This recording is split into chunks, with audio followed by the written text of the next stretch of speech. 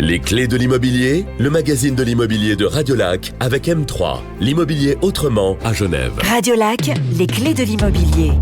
Bonjour Fabien, bonjour à tous. Les clés de l'immobilier comme tous les jeudis entre 11h30 et midi sur Radiolac. Et nous avons aujourd'hui le plaisir de recevoir Francine de Planta, maire de la commune de Collonges-Bellerive. Alors on va aborder différents sujets concernant cette commune. Tout d'abord, bonjour Madame le maire, c'est comme ça qu'il faut que je le dise. Absolument, bonjour Enzo. Merci d'avoir accepté notre invitation. On fait un peu le tour des communes pour savoir comment elles se portent, notamment en termes d'infrastructures, d'immobilier, de densification aussi. Parce que, comme vous le savez, ça construit beaucoup à Genève, ce qui amène les communes à devoir se préparer, à devoir s'orienter, à devoir préparer les infrastructures nécessaires pour accueillir les nouveaux habitants. Alors tout d'abord, on va parler d'histoire un peu avec la commune de Collonges-Bellerive, qui est une des grandes communes de la rive gauche. Absolument, Collonges-Bellerive, c'est la commune majeure d'Arvélac, si je ne tiens pas compte des communes des Trois Chênes, puisque aujourd'hui c'est une commune de 8300 habitants. Donc effectivement, une grande commune qui recouvre 610 hectares, donc un territoire très vaste, on peut le dire. Alors c'est une commune, il faut préciser, parce que des fois les gens ne le savent pas ou font l'amalgame, qui inclut également Vesna. Vesna fait partie de la commune de Collonges-Bellerive. Alors, pas seulement Vesna, Collonges-Bellerive, c'est plusieurs bourgs. On a le village de Collonges, on a Bellerive au bord du lac, on a le hameau de Saint-Maurice, on a la Capite et on a Vesna. Et évidemment, tout ceci forme Collonges-Bellerive. C'est vrai, on oublie souvent que Vesna fait partie de Collonges-Bellerive parce que Vesna et Collonges-Bellerive ont deux numéros postaux distincts, ce qui nous cause parfois quelques petits soucis. Et pourquoi deux numéros? Je vous pose la question parce que je n'avais pas fait attention, on va dire, avant de débuter l'émission. Il y a deux offices de poste. Enfin, il y avait deux offices de poste puisque celui de Collonges a été supprimé. Comme vous savez que les offices de poste ont tendance à disparaître.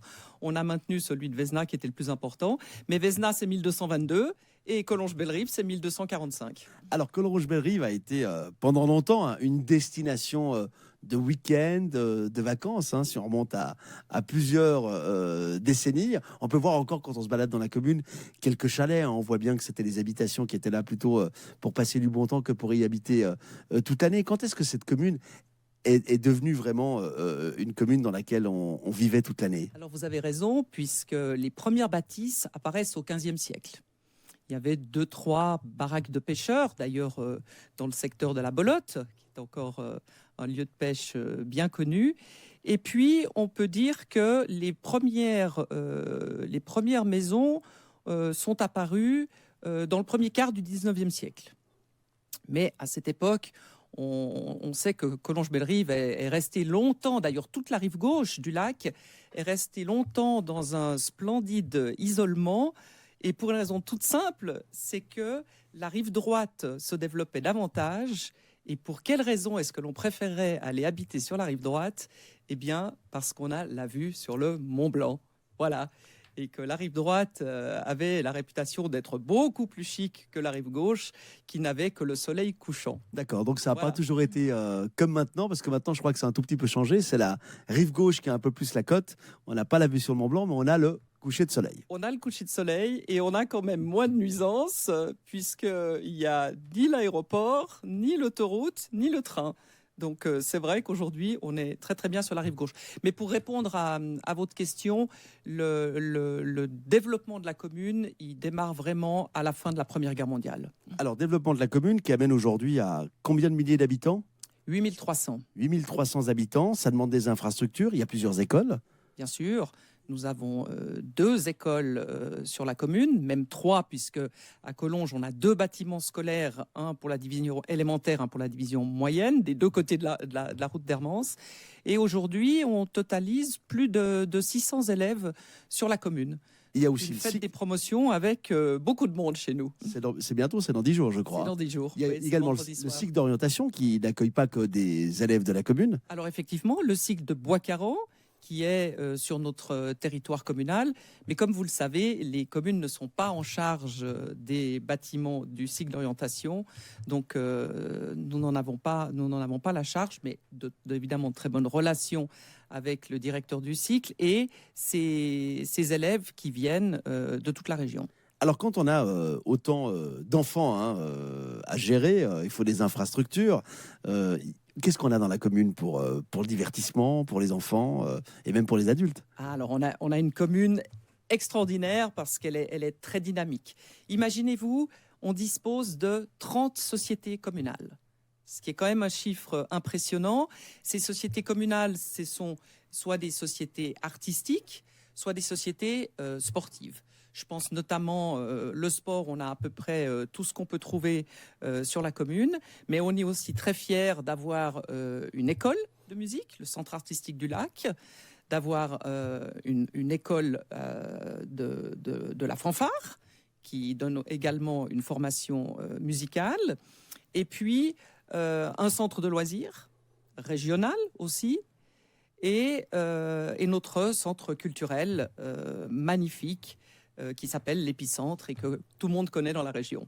Alors, il faut des infrastructures pour les habitants actuels, mais il en faut aussi pour les habitants du futur, parce que la commune va continuer à grandir quand même un tout petit peu. Vous attendez à passer à combien d'habitants dans les prochaines années? Oui, alors écoutez, la courbe de croissance des habitants, elle a atteint son pic, je dirais, il y a à peu près 10 ans, notamment avec tous les développements qui ont eu lieu à Vesna.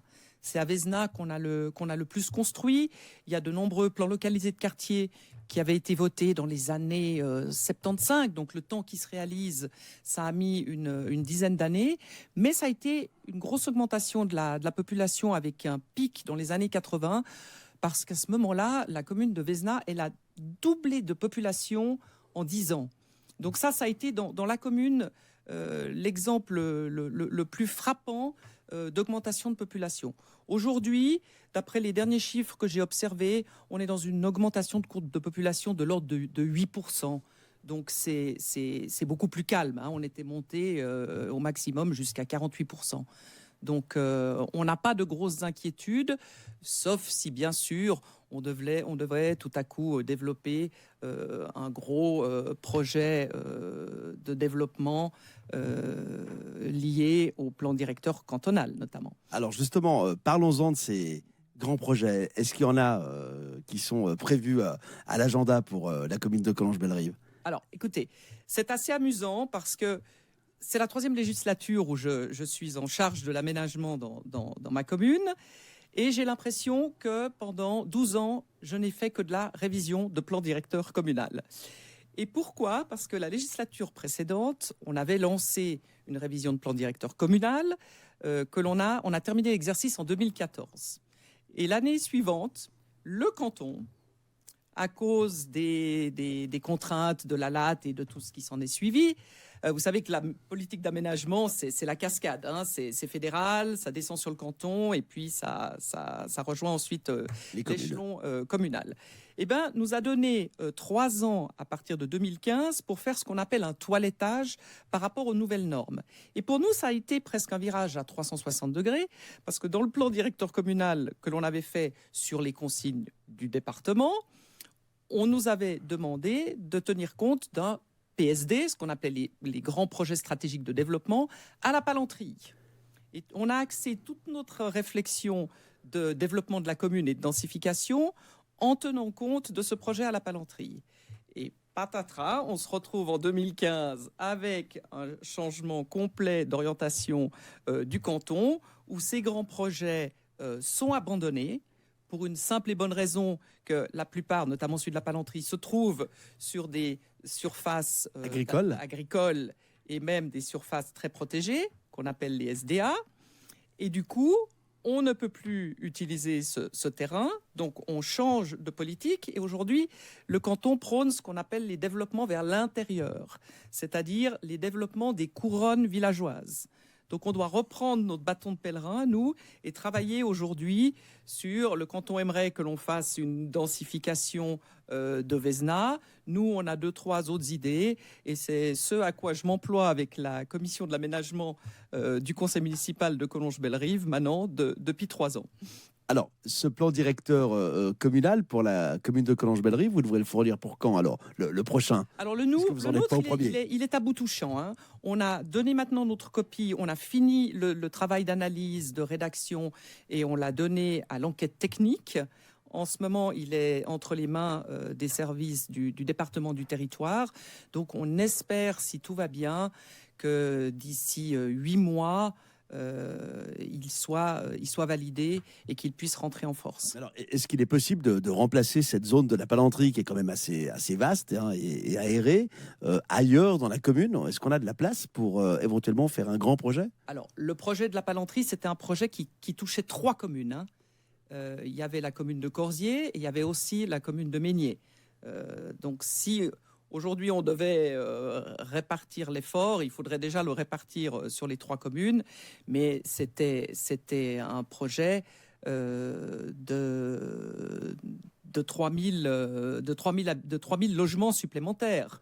Donc, Qui ne pourrait pas être assumé aujourd'hui entièrement par la commune de Collonges-Bellerive, on est d'accord? certainement pas. Mais est-ce que 1000 c'est pas. possible? On était presque en train, avec un projet comme ça, de devoir doubler la population de notre commune d'un coup d'un seul. Justement, mais est-ce que Donc 1000 c'est- c'est faisable? Parce que 1000 c'est énorme aussi pour une commune. Alors après, bien sûr que 1000 c'est énorme. Moi, je ne suis pas contre la croissance sur notre territoire communal, mais d'abord, tous ces grands projets, ils se font par étapes.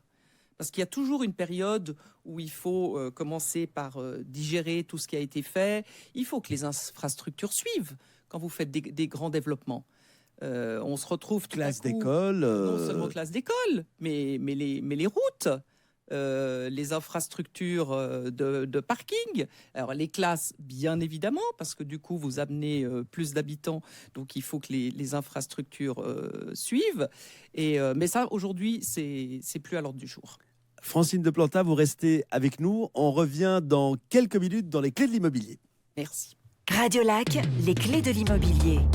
Les clés de l'immobilier jusqu'à midi. Notre invitée aujourd'hui, Francine de Planta, maire de la commune de Collonges-Bellerive. Francine de Planta, la densification de la zone 5, de la zone villa, vous concerne, hein, parce que de la zone villa à Collonges-Bellerive, il y en a beaucoup. De quelle façon vous gérez toutes ces demandes qui parfois sont un peu folles parce que les gens veulent construire beaucoup n'importe où? Comment ça se passe? Oui, alors vous avez raison d'aborder ce thème parce que chez nous, c'est un thème majeur et il est très problématique. Aujourd'hui, on fait face à cette densification de la zone villa qui est très importante et qui est très rapide depuis le changement de loi. Alors, le changement de loi, c'est la LCI qui a été modifiée en 2013. Exactement. Où on est passé d'une densification... Du simple au double. Voilà, du simple au double. On va dire ça comme ça, parce que si je donne des chiffres, c'est trop technique. Et surtout, nous, ce qui nous dérange beaucoup à Collonges-Bellerive, c'est que l'interprétation de la loi, elle est à géométrie variable. C'est-à-dire qu'on se rend compte qu'il y a un article qui est l'article 59 alinéa 4, que tout le monde connaît bien, qui parle d'un régime dérogatoire. Alors évidemment, quand on est dans le dérogatoire, on est très vite dans le subjectif. Hein.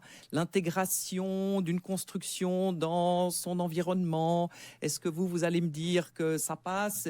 Pour moi, je vous dirais non, ça passe pas. Donc ce qui est très gênant, c'est que quand la loi dit 0,25 et qu'on peut déroger à 0,44, vous savez que les communes, on n'a que le pouvoir de donner un préavis en matière d'aménagement. Hein. On n'a pas plus de pouvoir que ça, puisque c'est une prérogative cantonale, l'aménagement du territoire, ce que je respecte parfaitement. Par contre, ce qui me dérange plus, c'est que quand le canton, systématiquement, donne du dérogatoire. Et c'est ce qui se passe. Donc, si vous voulez, aujourd'hui, les promoteurs viennent nous voir... Sous certaines conditions quand même. Oui, sur certaines conditions qui sont... Aujourd'hui, il n'y a pas un préavis négatif qui a été donné par la commune qui a été suivi par le canton. Par la commune ou par les communes? Moi, je peux vous parler que de ce qui se passe à Collonges-Bellerive, mais je crois savoir que c'est à peu près La même chose dans les communes voisines qui sont aussi très impactées par la zone villa. Et du coup, si vous voulez, c'est presque devenu du normatif. Aujourd'hui, nous, on reçoit des promoteurs qui nous disent, mais évidemment qu'on peut faire du 0,44 en zone villa. Et nous, on leur dit non, pas vraiment. Vous êtes déjà dans un régime dérogatoire. Donc, on a de la peine à freiner ceci. Et par conséquent, moi, j'ai regardé dans ma commune, depuis ce changement de loi, à Collonges-Bellerive, on a déjà eu pas loin de 70 demandes d'habitat groupé autorisées. Donc, ça va très vite. Alors, c'est vrai que c'est une mutation de cette zone 5 qui, je trouve, n'est pas très heureuse. Ah, mais aujourd'hui, on en a besoin parce que Antonio Hodgers, président du département, le dit lui-même. Hein, si on ne construit pas, nos enfants ils auront habité soit dans le canton de Vaud, soit en France, parce que finalement, il faut qu'on donne la possibilité aux gens de se loger. Le marché du logement reste quand même relativement tendu aujourd'hui dans le canton de Genève par rapport à d'autres cantons de Suisse. Finalement, où est-ce qu'on construit, où est-ce qu'on loge si on ne le fait pas avec ce système de la zone villa, de la zone 5 qui, comme vous l'avez dit si bien, va très vite. Alors, j'entends bien, il faut construire, c'est une réalité, et on n'a pas un discours seulement de Neinzager à Collonges-Bellerive, puisque dans notre réflexion sur toute la révision du plan directeur communal, on essaye justement de trouver des poches qui sont densifiables davantage, ou de trouver différents éléments où on pourrait rééquilibrer. Mais on ne peut pas imaginer que toute la zone 5 soit pareillement densifiée d'un coup d'un seul, avec un changement de morphologie, de typologie de bâtiments. Parce que quand on dit habitat groupé aujourd'hui, Enzo, qu'est-ce que c'est ? Ce sont des appartements, la plupart. Ce sont des appartements. Des appartements, c'est plus de la villa, c'est du R+2 plus attique. Donc celui qui a sa villa et qui se retrouve voisin d'un R+2 plus attique, d'abord, il n'est pas très content, ce que je peux comprendre. Et puis, il n'a plus l'impression d'habiter dans une zone villa. Moi, je vous donne un exemple tout simple qui m'a fait bondir dans ma commune. On nous avait proposé un projet à peu près à la limite des rives du lac, donc très proche du lac. Qui varie selon le périmètre. Dans le coin de paradis de notre commune, qui est le chemin du milieu, qui est un des plus beaux chemins de la commune. Qui est le seul chemin qui est rectiligne, je crois, au bord du lac. Hein. Exactement, il fait tout droit. Exactement 1 kilomètre, donc c'est toujours notre unité de mesure quand on regarde une carte.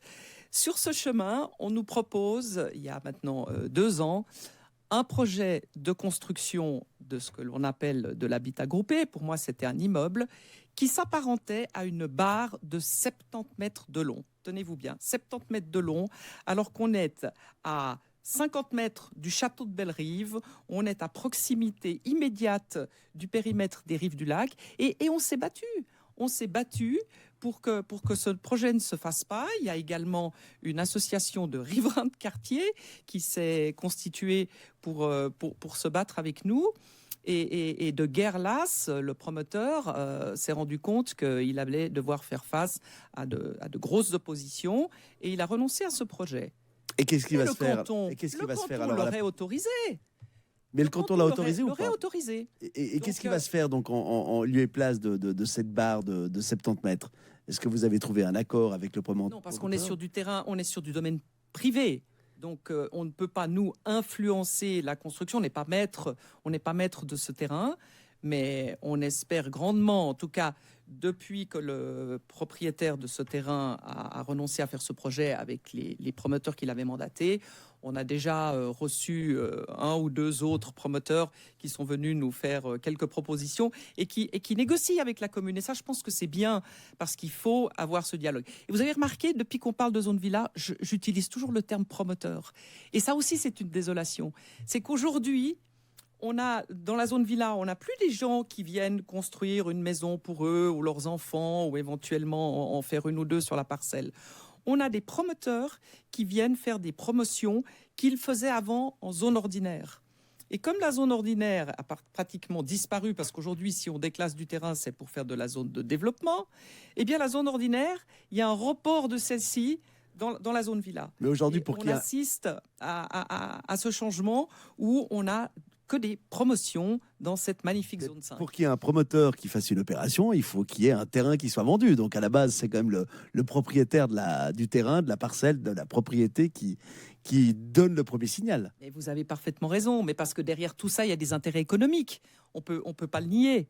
On peut pas le nier. Mais si en plus de ça, on encourage pour faire de la densification importante dans la zone villa, eh ben c'est sûr qu'on encourage aussi les promotions et les gains que cela peut générer. Alors, pour les dernières minutes qu'il nous reste, quelle est votre vision future de la commune de Collonges-Bellerive? Parce que vous êtes encore en place jusqu'à l'été prochain. Juin l'année prochaine. Voilà, si les informations sont justes. Exactement, après, vous serez plus au canton, puisque je passe le témoin. Oui. Vous êtes également député depuis 2018. Comment vous la voyez évoluer? Comment vous aimeriez qu'elle évolue, cette commune?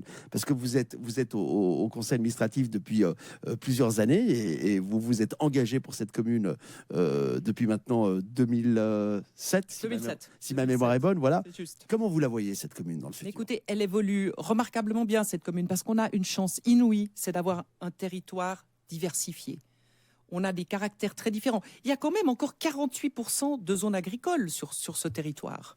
Donc de penser que presque la majeure partie du territoire est encore agricole, alors qu'on a réussi à développer ce pôle régional qui est Vesna, qui fait tellement d'envieux parce qu'on trouve tout à Vesna, et d'avoir un coin comme Saint-Maurice qui est magnifique, et d'avoir le village de Collonges et Bellerive, mais il faut pouvoir garder les caractéristiques de tout ce puzzle que compose la commune, et on vivra encore longtemps très heureux à Collonges-Bellerive. Combien de milliers d'habitants à Collonges-Bellerive dans les prochaines années? À combien on peut passer de 8003 à 10 000, à 15 000? Oui, mais alors vous savez, on n'a pas envie d'arriver à 10 000 parce qu'à 10 000, vous devenez une ville.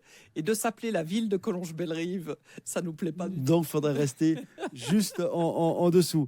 Et pour terminer, il y avait la semaine dernière la grève des femmes. Je ne sais pas si vous avez participé ou de quelle façon vous avez participé, parce que vous occupez un poste où les femmes ne sont pas très nombreuses, en tout cas ne l'étaient pas il y a encore quelques années, voire pas du tout. Quelle est votre vision de cette évolution et puis de la grève? Vous avez raison. J'étais malheureusement pas à Genève. Là, je me suis absenté 4 jours et j'étais pas là le 14 juin.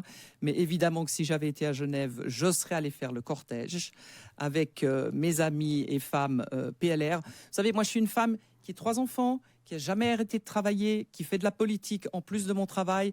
Donc, la cause des femmes, je la défends volontiers et je comprends les revendications. Alors, on nous critique parce que on nous dit que c'est de la grève et que ça se fait pas. Mais il faut donner des signaux forts. Et comme l'a dit Nathalie Fontanet, notre conseillère d'État, eh ben, il faut que les femmes aujourd'hui obtiennent davantage d'égalité. Alors je terminerai en disant merci Madame le maire. Et puis j'espère qu'on aura l'occasion de vous réinviter la saison prochaine avant que vous ne quittiez la commune pour vous consacrer au canton. Mais c'était un grand plaisir. Merci Enzo. Merci Francine de Planta. À bientôt. Bon appétit à tous et à la semaine prochaine. C'était Les Clés de l'immobilier, le magazine de l'immobilier de Radiolac avec M3, vente d'appartements et maisons à Genève. Retrouvez toutes nos offres immobilières sur m-3.com.